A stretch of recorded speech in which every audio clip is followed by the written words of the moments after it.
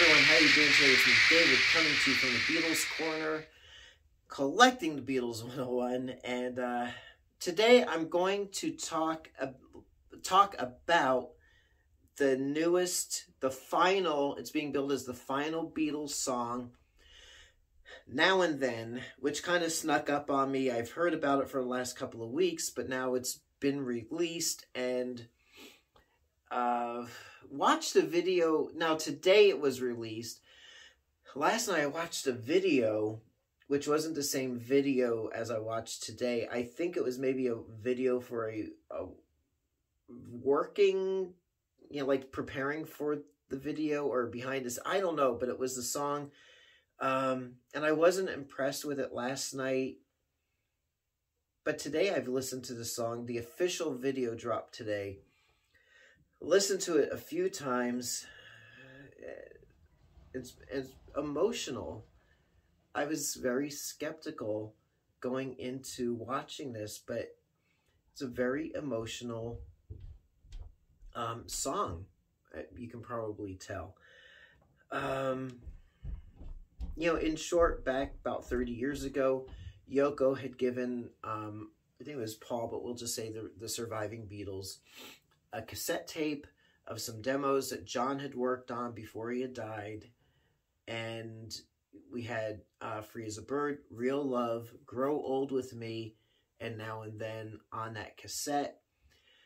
They didn't work on Grow Old With Me because that was released like before that on the Milk and Honey album. But it would have been nice if they had worked on a Beatles version of that song, but they passed on that. Free as a Bird and Real Love were released on Anthology 1 and 2. But then Now and Then was not finished. They had worked on it at that time. George had called it essentially rubbish. He used some colorful language to describe it. And they worked on it for a little bit. I don't know how long. A little bit, and then just discarded it, shoved it aside. Probably had no intention of finishing it up because they never did. And now with the use of artificial intelligence and surviving tape, including George's guitar parts on the song, have now released it. And I will say it's a very emotional song. It's a haunting song. It's something that, even the feel of it, the way that they present it, very fittingly, it sounds like it's from 1967. Like it could belong on the Magical Mystery Tour album. It just has that sound and that feel to it. Also, with this video and going into listening to this song, I haven't watched any reviews on it. I haven't watched what other channels or anything else about it, because I want to go into it cold from my perspective as just a Beatles fan. I don't want to overanalyze it. Don't want to talk too much about the history of it. I just want to describe how I feel after hearing this song for the first time. And I pulled up the YouTube video on the Beatles channel. So first time I heard the song, again, was last night, but it wasn't the official video. It was just, I'm not quite sure what it was, but I wasn't impressed with the song. Wasn't really impressed. I think it was just kind of the production of the video and how they were putting the video together, but it was more of a behind the scenes. But I heard the song in its entirety. Wasn't impressed with the song. It felt like an assembly line, non-Beatles song. It just sounded kind of hodgepodge to me. But what was presented in the official video today is very much sounding like a Beatles song. All four Beatles had input on it.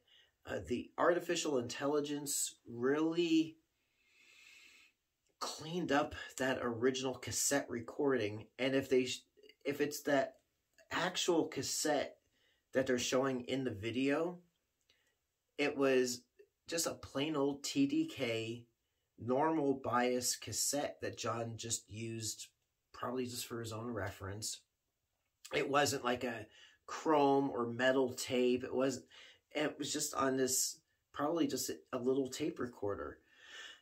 So comparing that to Free as a Bird and Real Love, it kind of, with the technology back then,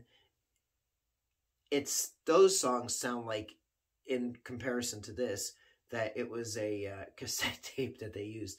This actually, they cleaned up and isolated John's recording so perfectly that it sounded like John was in the studio, that the four of them were in the studio together, which was really an experience.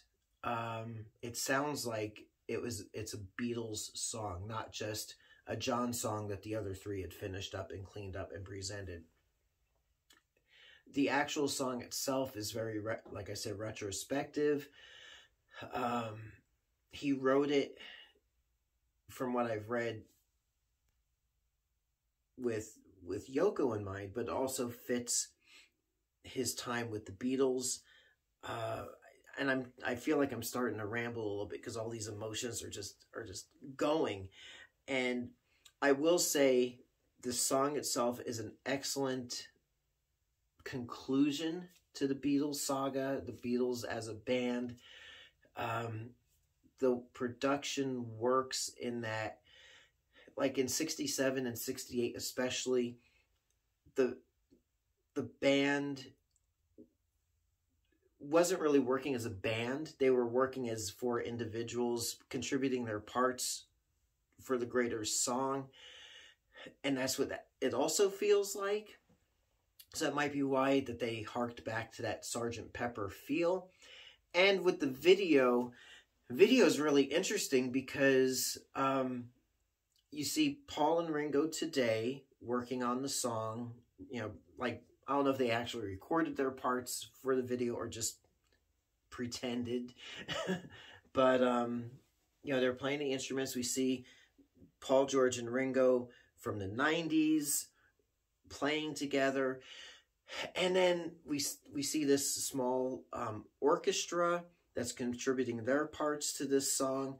And this is another thing, is that in the video we have, especially Paul and John, but all four of the Beatles from 1967 are computer inserted into this video.